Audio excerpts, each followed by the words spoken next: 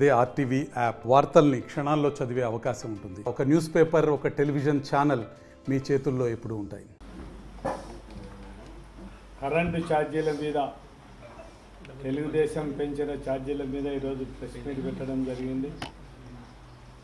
బాబు surety, వీరబాదుడు guarantee అంటే ఎలక్షన్ల ముందు ఛార్జీలు పెంచమని ప్రజలకు వాగ్దానం చేసి అధికారంలోకి వచ్చిన తర్వాత ఇచ్చిన హామీలను కూడా తొంగలో తొక్కి చంద్రబాబు నాయుడు ఈ 6 నెలల్లోనే 2 సార్లు కరెంటు ఛార్జీలు పెంచడం జరిగింది. ఫస్ట్ 6,72,000 కోట్లు ఫస్ట్ పెంచడం జరిగింది. రెండవసారి ట్రూప్ ఛార్జీల కింద మళ్ళా ఒక 9,412 కోట్లు పెంచడం జరిగింది. అంటే 6 నెలల్లోనే 15,485 కోట్లు మొత్తం ప్రజల మీద భారం మోపడం జరిగింది.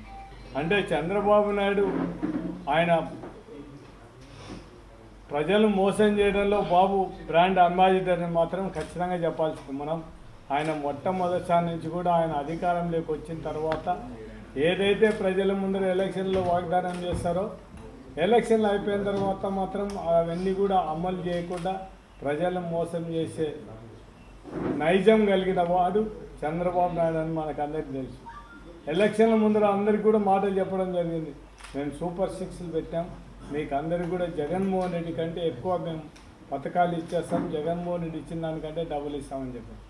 కానీ జగన్మోహన్ రెడ్డి ఇచ్చిన పథకాలు ఏమో కానీ చంద్రబాబు నాయుడు డబుల్ ఇస్తారని జగన్మోహన్ రెడ్డి ఇచ్చే పథకాలు కూడా ఇవ్వలేని పరిస్థితిలో ఉండను. కేవలం ఒక పింఛన్ పథకం తప్ప అమ్మఒడి కానీ, రైతు భరోసా కానీ, ఆసరా కానీ, చేయూత కానీ, ఫీజు రియంబర్స్మెంట్ కానీ ఏం కూడా ఇవ్వని పరిస్థితి చంద్రబాబు నాయుడు గవర్నమెంట్లో మనం చూడడం జరుగుతుంది.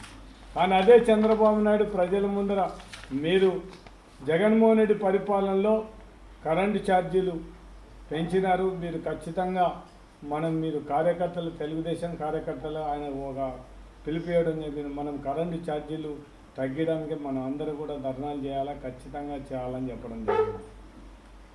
ఇవన్నీ ఒకసారి జగన్మోహన్ రెడ్డి 5 సంవత్సరాల్లో 7 సార్లు 8 సార్లు కరెంటు బిల్లు పెంచితే చంద్రబాబు నాయుడు 6 నెలల్లోనే 15,482 కోట్లు పెంచిన ఘనత చంద్రబాబు నాయుడు. మొత్తం ఈరోజు ఒక్కసారి చూసుకుంటే మనం ఈ 9,412 కోట్లను కూడా ఒక్కసారి ఇంధనం సర్దుబాటు ఛార్జీల కింద ప్రభుత్వం ప్రజల నుంచి వసూలు చేసేది ఒక యూనిట్కి ఎంత వస్తుందంటే 92 పైసల రూపాయలు ఖచ్చితంగా. ఒక యూనిట్కు 92 పైసలు అదనంగా మనం చేయాల్సిన పరిస్థితి. అంటే వచ్చే నెల జనవరి నుంచి ఆ ఛార్జెస్ ఖచ్చితంగా ప్రతి ఒక్క యూనిట్ కూడా 92 పైసలు చేయడం జరిగింది. అదే దీపావళి పండగ రోజే రాష్ట్ర ప్రభుత్వం మీద 6,072 కోట్ల రూపాయలు కూడా కోట్ల భారం. ఈ ఛార్జీలను యూనిట్కు 1.27 పైసలు చొప్పున నవంబర్ నెల నుంచి వసూలు చేసే విధంగా తాజా ఛార్జీలతో కలిపి జనవరి నుంచి యూనిట్కు 2.19 పైసలు అంటే అదనంగా మనం ఇప్పుడు కట్టేదానికంటే అదనంగా ప్రతి ఒక్క గృహదారుడు కానీ ప్రతి ఒక్కరు కూడా ఇవి డబ్బులు కట్టాల్సిన పరిస్థితి ఉంది.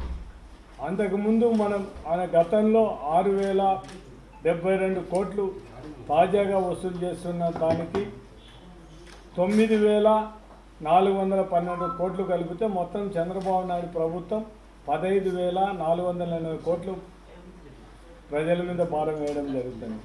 23-20 సంవత్సరానికి 12,844 కోట్లు సర్దుబాటు ఛార్జీల వసూలు కింద డిస్కామ్లు ఏపీఈఆర్సీకి ప్రతిపాదన సమర్పించడం జరిగింది.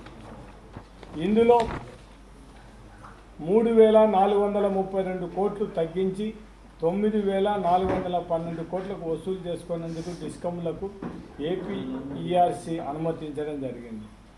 అంటే ఏపీ ఎస్సీడీసీఎల్ పరిధిలో యూనిట్కు దాదాపు 91 పైసా, ఏపీ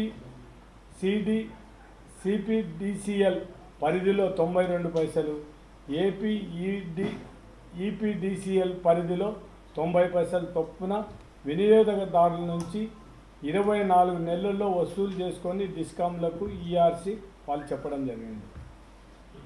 2025-26 సంవత్సరానికి agreement renewal requirement retail supply business proposals విద్యుత్ పంపిణీ సమస్యలు డిస్కామ్లు శనివారం 30/11/2024లో ఈఆర్సీకి సమర్పించారు. ఈ పరిధిలోని నివేదికలోని డిస్కామ్లు సిఎండీలు ఏపీఈఆర్సీ ముందు హాజరు కానున్నారు. చంద్రబాబు నాయుడు ఎలక్షన్ల ముందర నేను ఎటువంటి పరిస్థితుల్లో జగన్మోహన్ రెడ్డి కరెంటు బిల్లులు పెంచినాడు, నేను పెంచను, అవసరం అనుకుంటే ఇంకా కరెంటు ఛార్జీలు తగ్గిస్తాను కానీ మీకు పెంచే ప్రసక్తే లేదని ఊరు వాడ అంతా కూడా చెప్పడం జరిగింది. కానీ ఈరోజు చేసింది ఏందో ఒక్కసారి అదే చంద్రబాబు నాయుడు పులివెందుల్లో కడపలో టీడీపీ మహానాడులో చెప్పడం జరిగింది. ఆగస్టు కార్యకర్తలు జరిగిన టెలికాన్ఫరెన్స్లో కూడా అదేవిధంగా పెద్దాపురంలో వైజాగ్లో విజన్ డాక్యుమెంట్ విడుదల సమయంలో ఇవన్నీ చెప్పడం జరిగింది. పులివెందుల ఛార్జీలు ఒక్కసారి చంద్రబాబు నాయుడు పులివెందుల మీటింగ్లో ఏం మాట్లాడేది మనం ఒక్కసారి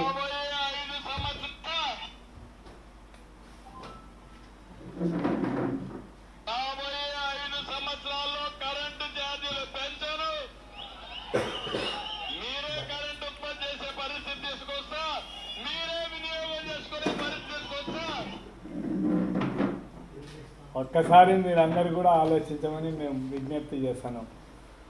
మరిన్ని వీడియోస్ కోసం ఛానల్ ని సబ్స్క్రైబ్ చేయండి, లేటెస్ట్ అప్డేట్స్ కోసం వాట్సాప్ ఛానల్ ని ఫాలో చేయండి అండ్ లింక్ డిస్క్రిప్షన్ లో ఉంది.